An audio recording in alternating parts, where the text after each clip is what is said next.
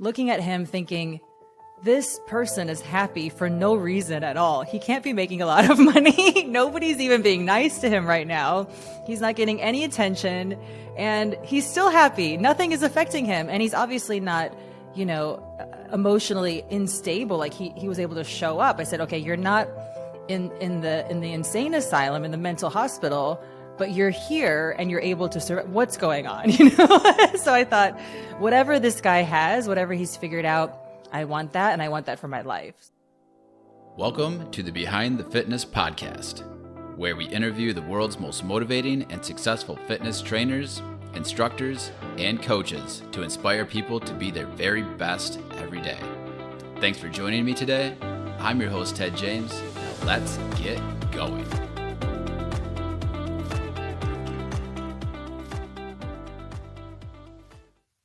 Our guest is the founder of a revolutionary new kind of yoga that is now practiced in over 100 different countries now.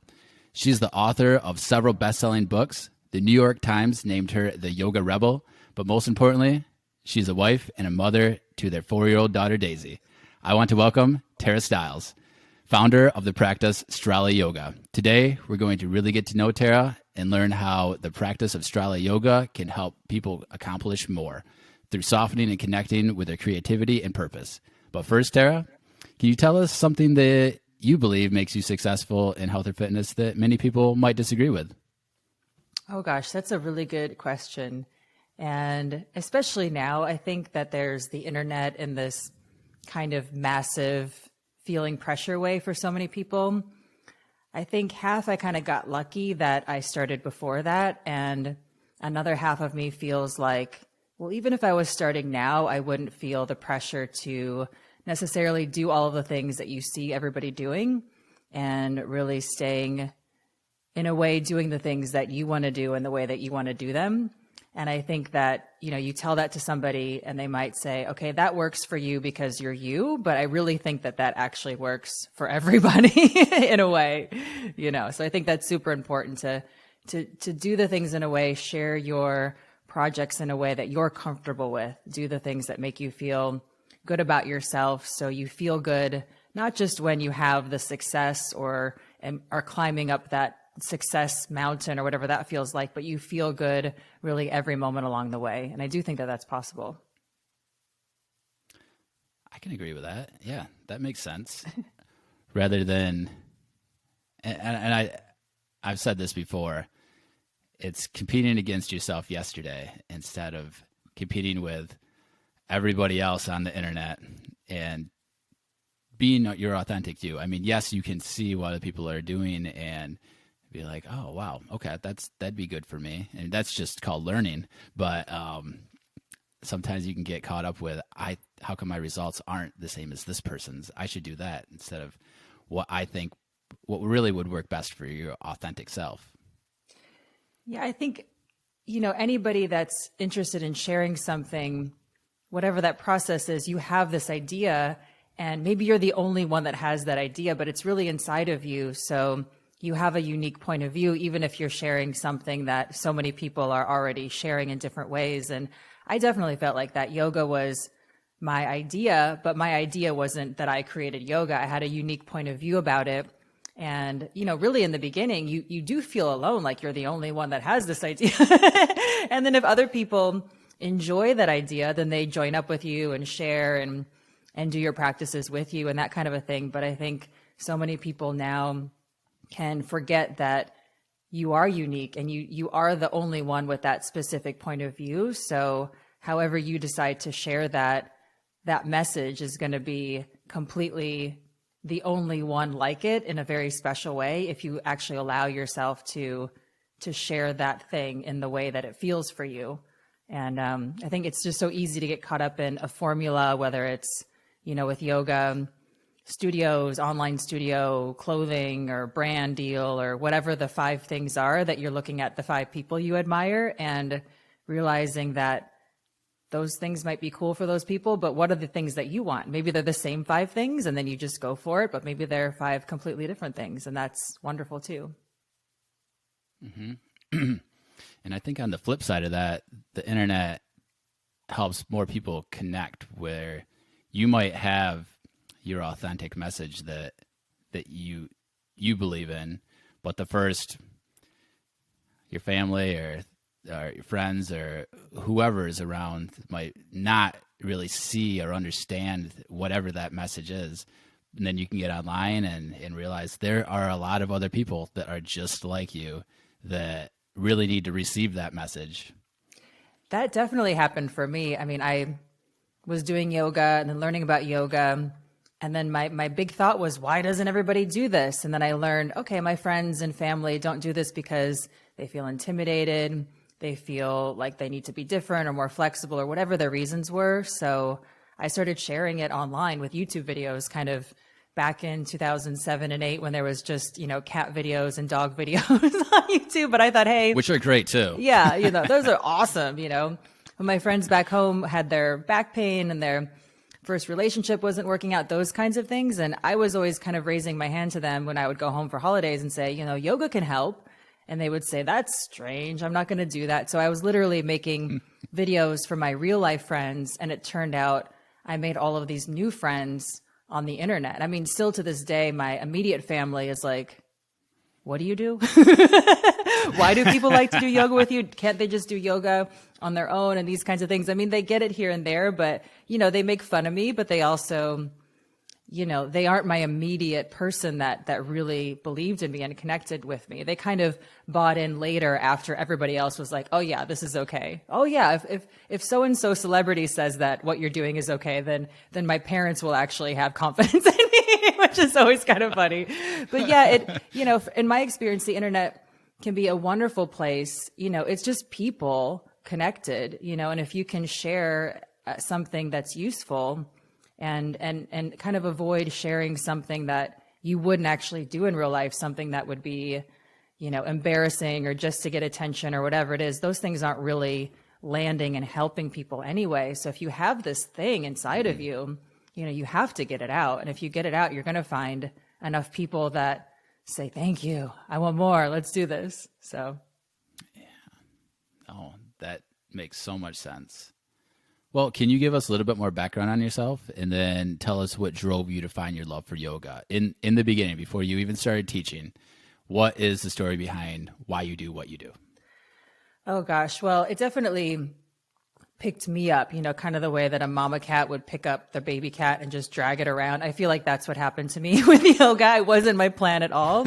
I grew up doing more contemporary dance, and I thought that that's what I would do with my life and my job and my career and all of that. That seemed very straightforward, move to New York, dance with a contemporary company, do that until, my body gives out, and then find some sort of job that I'm qualified for, at some point. So that was my plan. And in dance conservatory, my ballet teacher was in American Ballet Theater in New York in the 70s, and he was getting into yoga there. And then, so he brought it into our program on Fridays for, relaxation. And this was kind of new. Obviously, yoga is thousands of years old, but this was new for yoga being brought into schools and programs and things like that. So I remember walking in, and there was this guy sitting at the front of the room, and he had this like curly hair. He kind of looked like Jack Tripper from Three's Company, but like a skinny version. He's just super strange. And I just remember kind of my peripheral vision expanding and looking at him thinking, this person is happy for no reason at all. He can't be making a lot of money. Nobody's even being nice to him right now.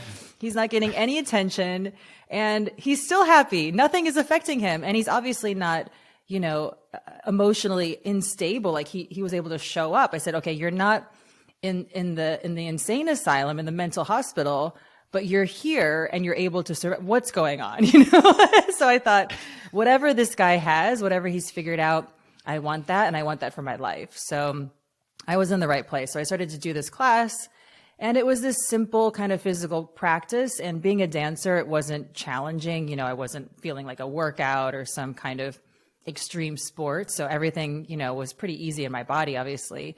But I felt this connection through my body, through my emotional state, and kind of all of me in this way. And also this feeling of there's something more, there's something bigger, So I thought, okay, this is kind of like a non-denominational religion. What's going on? I just remember wanting to learn more about this. And my ballet teacher gave me a book, Autobiography of a Yogi. And I said, well, this is strange. It's one person from India's journey coming to America. And he opened up an ashram in California. And then you read on the back and there's this place there. And I said, well, is this it? Is it just this one guy, from India? And then I'm kind of looking around and seeing there's a few places back then where they would have a small yoga class or something in the sort of East Asian healing arts, but it was kind of classified as strange, it was sort of in that period of time where there wasn't a Whole Foods yet. There was, strange health food stores that sold, little statues of things, so it's kind of like, where is it? What's going on? So that was kind of my introduction to yoga. And really my kind of big second idea was not really an idea was, but this kind of feeling was, okay, why isn't this everywhere? What's going on? Is this just a moment in time where people haven't caught on? It's been around for thousands and thousands of years. What's the holdup? Yeah. So, from then on, I just kind of felt pulled to learn more and to just share with my friends, and, ended up being a studio in New York and classes in the park and one-on-ones with people. But it still, to me, feels just like sharing this thing that's super awesome that can help you feel better and connect with my friends and really whoever else wants to kind of come along for the ride. Yeah, absolutely. No, I agree. I don't do yoga every day, but it's definitely part of my weekly routine. And I agree. It definitely helps me, just kind of just makes you chill out a little bit physically and mentally. And I started with it because I needed flexibility and I had a back problem that needed to heal, and it totally helped me out. But next, what I want to talk about is your style of yoga, Strala Yoga. Can you talk to us about how you went about developing it, and just how did you create this amazing new practice? Well, at first, when I started sharing yoga, I even started using the word sharing yoga. I started learning about the kind of dogma and the rigidity and why a lot of my friends weren't coming, because they felt like it was tense, or they felt tense, or there was this, kind of the teacher's being tense to me and I have to be flexible and I'm not flexible. So I just kind of started out with this idea, well, I'm learning about yoga. Just like you would teach somebody how to cook your favorite pasta, I can now show you or share with you how to do this thing. So I started really this way of doing yoga where you could move how it felt good for you to move. And a lot of people, for whatever reason, that's kind of still a new concept. And it just feels super obvious to me. If something hurts, don't do it. You learn that in any athleticism. You shouldn't push past joint pain, but for some reason in yoga, people do, because you feel like you have to be doing this thing correctly. Mm-hmm. And, if you're not doing the most extreme thing possible, then nothing good is going to happen. That was really a lot of the attitudes that I would see with people, the kind of fear around yoga. So I would just start saying things in class like, if it doesn't feel good, don't do it. And people would look at me like, that's okay. So it started off super simple like that. And, I was leading the same kind of movements like you'd see in any yoga class, but instead of saying, hold this warrior two, I'm going to count you down for 5 breaths, suck everything in, kind of suffer into it. And a lot of the things that I would hear in yoga classes, I would just get people into the physical position and then breathe and kind of let yourself be there. And, for me, this was just normal. This was just yoga. And I started leading classes and opening a studio. And so many people would come and say, this is so different. What style is this? And for years, that just drove me so bonkers, because I didn't want to create a style of yoga. I thought, okay, I wanted to show that yoga could be for everyone, but not really create this kind of another problem, of yoga, which a lot of styles are. So I just kept saying it's yoga. It's yoga without the rigidity. It's yoga without the stress. It's yoga in a way where you're moving how it feels good. And then I meet Mike, my husband now, but boyfriend then, he was doing yoga. He was one of the only guys that was straight in New York that I knew that was doing yoga. So I told him like, that's why he ended up with me. I said, well, there was just you. So, but he's You're great. the only one. I think a lot of girls have that story if they end up with a guy that also does yoga. It might have been the only one at the time or the only one at the studio. But now, yoga is so different. Even in 10 years, it's really, everybody, a lot more people are doing it.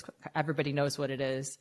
And he grew up doing Tai Chi and all of these kind of East Asian things. And he would say to me, well, how you're moving softer, letting your breath move you, moving efficiently, getting more done with less energy, that's Tai Chi. And I'm thinking, well, okay, if that's Tai Chi, then Tai Chi just makes sense as in a way to be in life.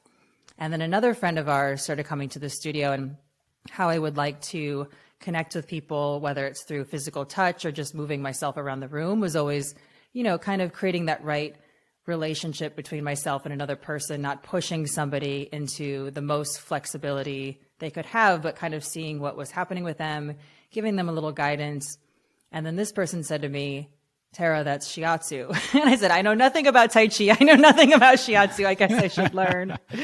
So I was kind of gravitating toward a lot of these East Asian practices without really knowing or learning them and then teaching them. So then I just started learning, everything I could about Tai Chi and shiatsu. And then everything started to make a lot more sense. I had a lot more language around what I was doing instead of, oh, it's just yoga without the rigidity. I can now say the basics of this is softening so your breath can move you.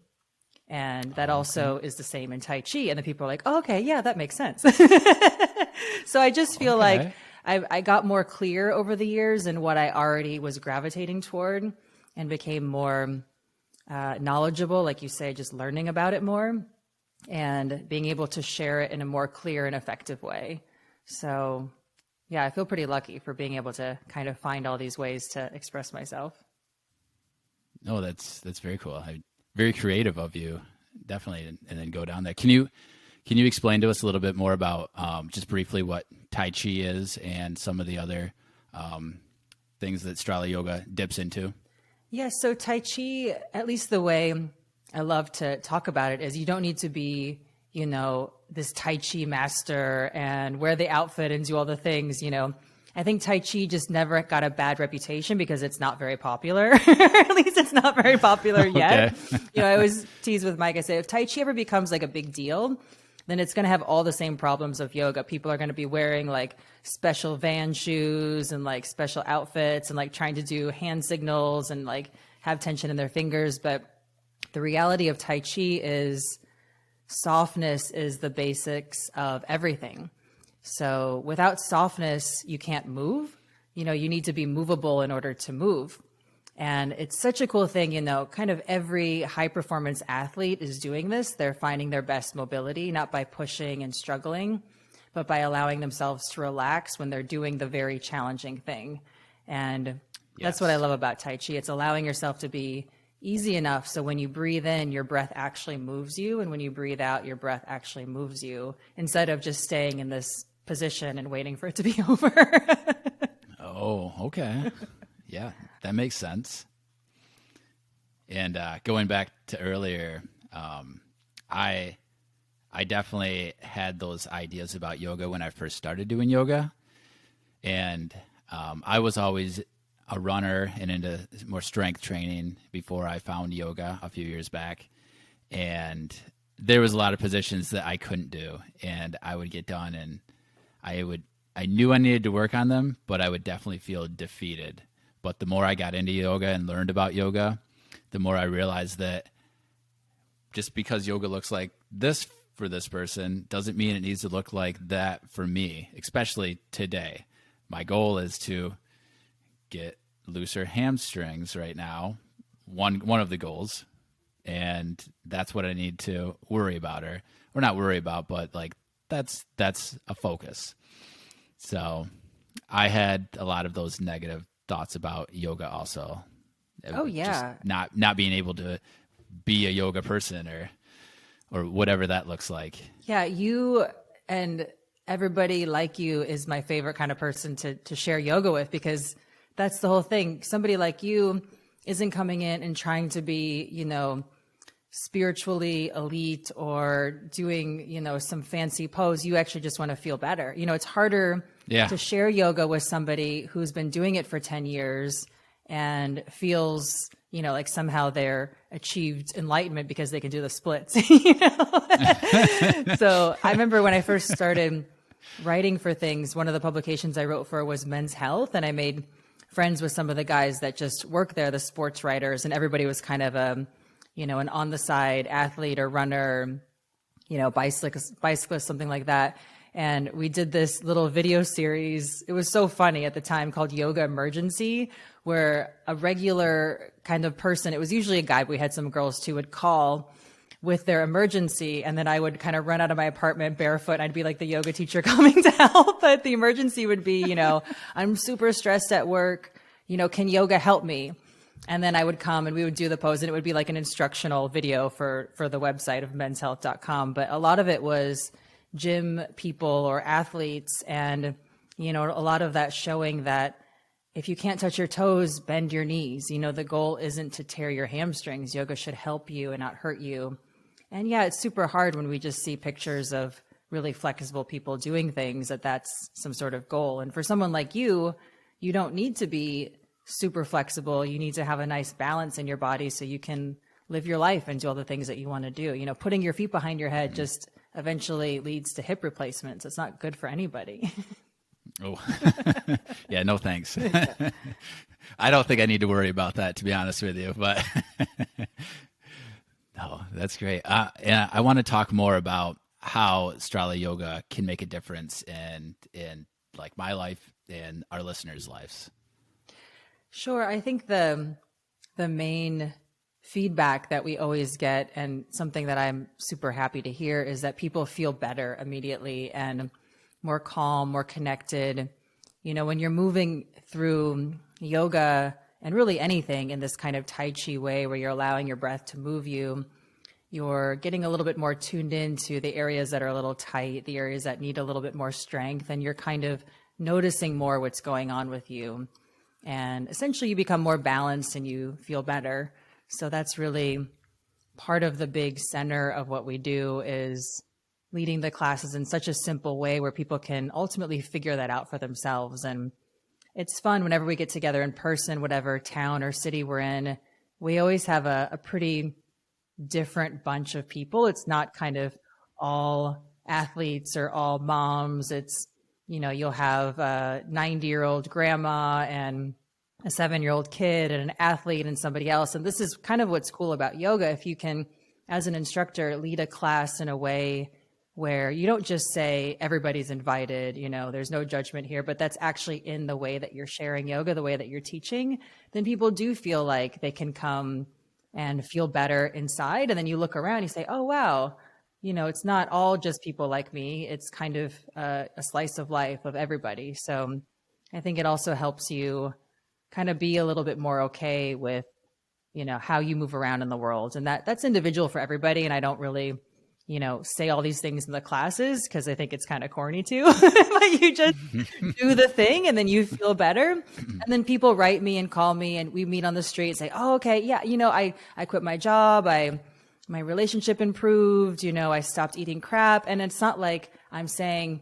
drink your water, eat your vegetables, do these things. But when you feel better and you feel more connected, you make all these better decisions kind of spontaneously in your life. And for me, that's kind of the real prize. It's not the yoga class really that does it for you. That's the kind of little incubator space where you do the thing and then you go and naturally other things happen. Yes, I agree. One positive thing can definitely lead to the next one, leads to the next one. Momentum.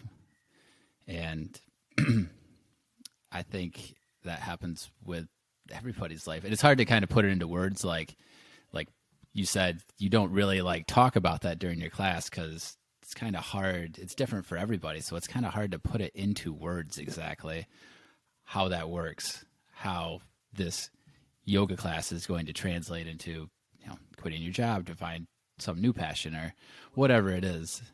But I think that's great. And I want to know how you went from, you talk about your class and So far, it kind of sounds like this practice is just your thing, and it's in your studio with your class. But really, this is not a small movement. This is much larger now. And I want to know how Strala Yoga has grown from when you created it to be practiced in over 100 different countries now. Yeah, I don't know. I mean, that happened gradually, and then all of a sudden it was happening. But, one thing I'm really grateful for is the way we practice is so easygoing and personal and connected that to me, it never felt like, oh, now it's fancy, now it's shiny, all of these things. But, when you were reading my bio earlier, I always kind of find myself like a little bit embarrassed, like, oh, geez, these are the things that you're supposed to have in your bio and all of this kind of situation. But I mean, literally what happened was people started to like it and enjoy it and invite their friends, and people were asking for more. And years went by with people asking us to do teacher training programs. I said, no, it's just yoga. Just do it. If you like this style, or whatever we're doing, just, look at the class and then go invent your own way of kind of doing this. And what started to happen was teachers that were friends of mine would come and they would pick up a few little things that I was doing or the other teachers at the studio were doing. And then they would go back and say, oh my gosh, these same kind of things are happening. People are softening and doing better and coming more, and they're enjoying themselves more. Yoga becomes more fun when you're actually connected to yourself and you're not kind of worried about yourself in the class at all or trying to compete with yourself in that way. So, many years went by without doing those trainings. And then when I said, okay, let's give it a try, the first one that we did, people came in from 20 different countries, like on airplanes. So they were calling me, and we were, trying to find, that was the beginning of Airbnb. So we were hooking people up to be roommates and, just trying to find places for people to sleep during these trainings. And we did it. And I thought, okay, we'll see what happens. I don't want to get ambitious and treat this like some sort of, scheme or something. I want to see if it works, if they have success. So they would go back, and then the same things that were happening for me were happening for them. Their, businesses were doing better because more people were coming. They were leading their own retreats now, their own trainings, and literally everybody in our programs that went back and decided to do this for a living or continue doing it for a living, kind of shift how they were doing it, were having everything they wanted to happen was happening. And I thought, well, okay, that's nice. I want to empower people. Cool. I want to, if I've got to achieve this ability to help people feel better and have that be the thing that I get to do in my life, and other people want to do that, and I kind of know how to do that, let's do it. So we started doing that and, started traveling doing that. And I was writing books at the same time, and they were getting picked up in all these different languages. So if I got to go to Germany or the Netherlands or Japan for a book signing, I would kind of hang around and just extend my ticket. If the publisher bought my ticket, I would just go to, the airline and just extend it for a week. And they'd say, "When are you not coming back?" Like, no, I'm going to do a yoga class here.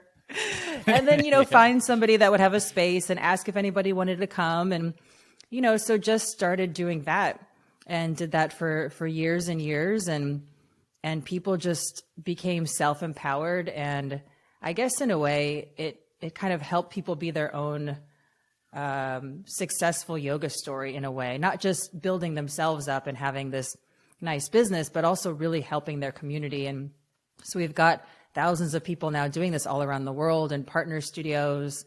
And it still feels like just a bunch of friends kind of hanging out. A lot of the instructors partner with each other and give retreats with each other. And, people that I've never met before are teaching Strala classes, and that's so cool. And then I get to meet them one day at some event in, Tokyo or Singapore. And there's this connection there because how we're moving and how we're talking about yoga is pretty similar. And we're also unique in our own ways of expressing it as well. So we have this kind of common thread of softness and ease and moving in this Tai Chi way. And that really keeps us connected, but also leads all of us into our own unique direction, which I think keeps us all kind of interested in each other. So, people from Argentina who've never had friends outside Argentina can now travel to Barcelona and make a friend that also teaches this and probably stay on their couch for a week and hang out. And people have made, all these friends. And that was really honestly my dream since I was a little kid. Being from Illinois, I always wanted to move to New York so I could make friends that were different than me and learn new things and kind of, explore the world in that way. And I feel like that's pretty awesome. I get to do that now. That is pretty awesome.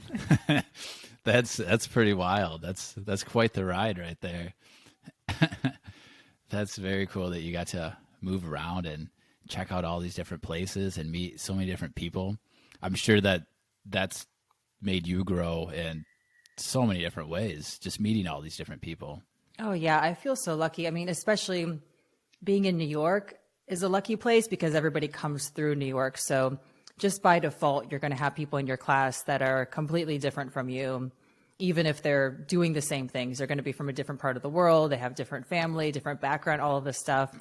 And then when I started getting to go to different European countries and England and Asia, and then traveling in a way where I'm connecting to people through this way of being, I guess is really fun too, because it kind of breaks the ice. There isn't this nervousness that I might have had just going to these places as, a tourist or a visitor, even on a book trip, one signing, I kind of have a reason to be there and a connection to the people and a connection to the culture and the food. And, we all kind of hang out a little bit together and go grab a coffee. And it's been really, really lucky for me to learn about the world in this way and to feel a sense of home everywhere, which is, I just feel really grateful for that for sure.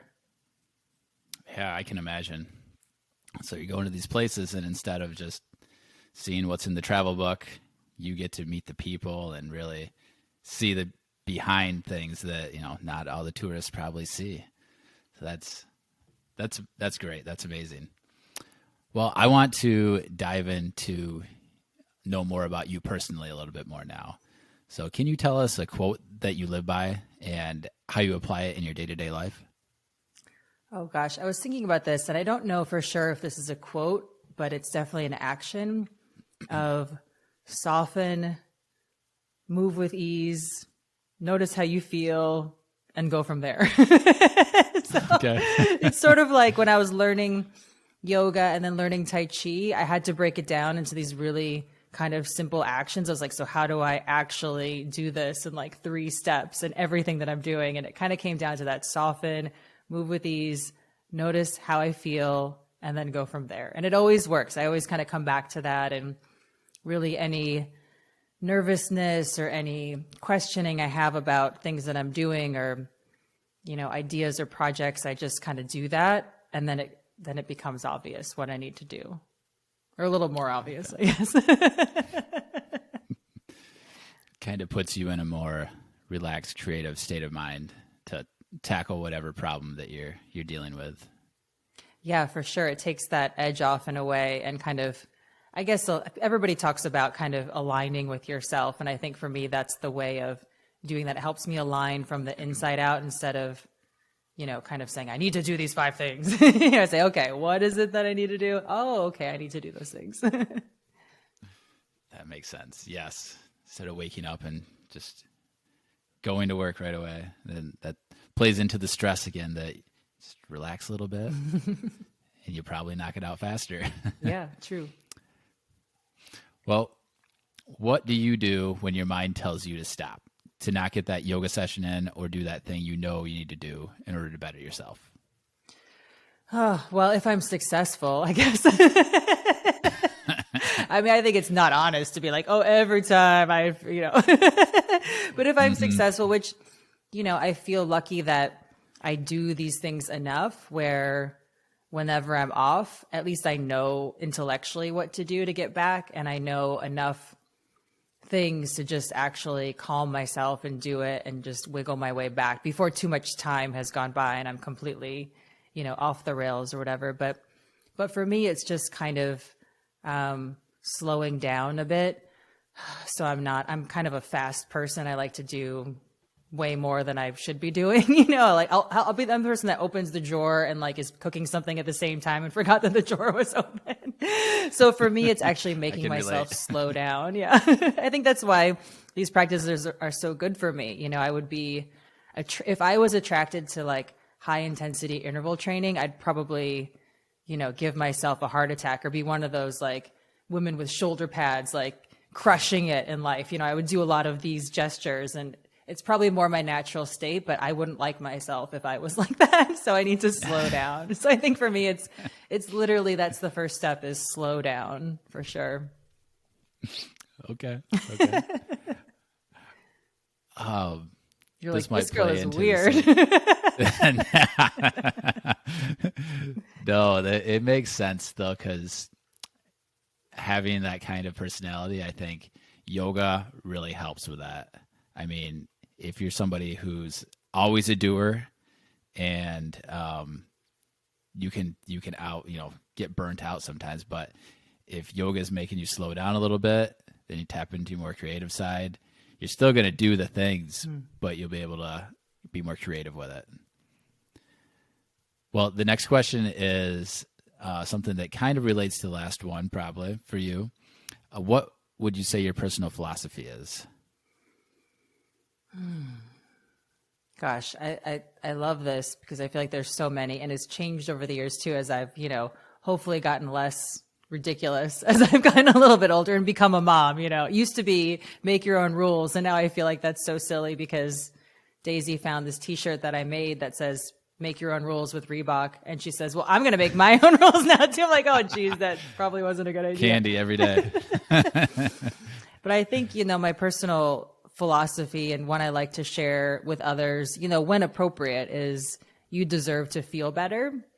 And I know for me, it's still a big one. You know, we all know the wellness things to do, but, you know, at least for me, if I'm not doing them, I'm stressed, I'm busy, I'm, you know, in a different headspace. And, you know, even for people that come to a yoga class, you know, you could kind of come to it and go through the motions and perform really well in the class and really not allow yourself to feel better and allow yourself to notice how you feel. So I think that's a big one for myself and a lot of people that just feel, you know, the sense of duty to do and to perform and to be better without including yourself in that process. I agree. Something that we say around my house a lot is you can't pour from an empty cup.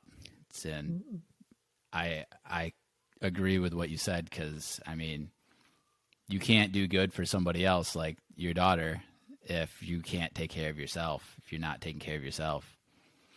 So, yes, I absolutely agree. Well, so this last one is one that I ask everybody, and it's the final question. If you were able to pick only one short message sent completely anonymous to every single person in the world, and they would really listen and take it to heart, what would that one message be? Ooh, this is the change the world. Yes. This is good. Oh my gosh. I think, you know, this practice really of softening and moving with ease, you know, I guess in a action to somebody would be soften, really let your whole self soften and move with ease from there. You know, it's sort of the practice of nonviolence, the practice of peacefulness. And that's what I love about Tai Chi.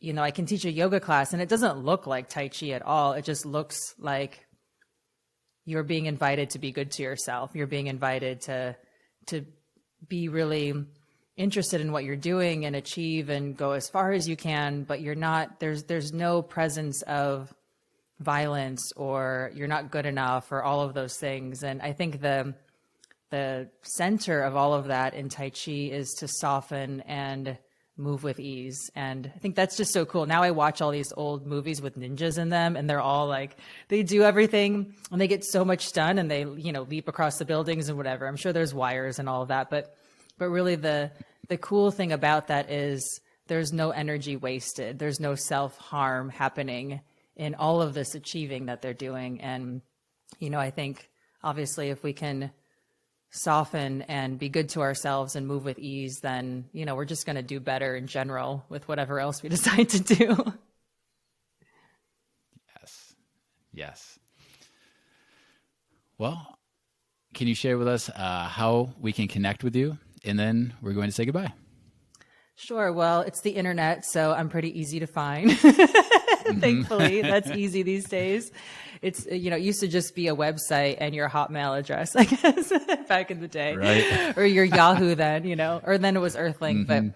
But no, all the usual places. Strala is StralaYoga.com. We have Strala Yoga is the name of the app, and you can get that at the website, StralaYoga.com, or thankfully, there's still a million different places where you can get the same thing, whether it's the Apple Store or your Apple TV or your all these things that we don't have. I don't know what they are, but it just beams us to everybody, which is so cool. We have the phone and the computer, and that's neat.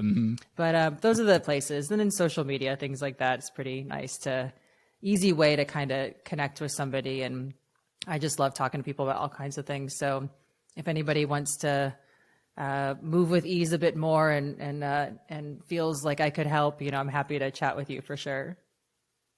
Fantastic. All right, well, head over to behindthefitness.com after the show. You'll find links to videos for each episode, links to connect with Tara, and more. And be sure to check out Tara's latest book, Clean Mind, Clean Body. Also, check out the Strala Yoga app and Tara's 7-day free trial for live yoga classes every day. Tara, thank you so much for spending time with us and letting us get to know you better. It was truly powerful. You're the best, Ted. Thanks.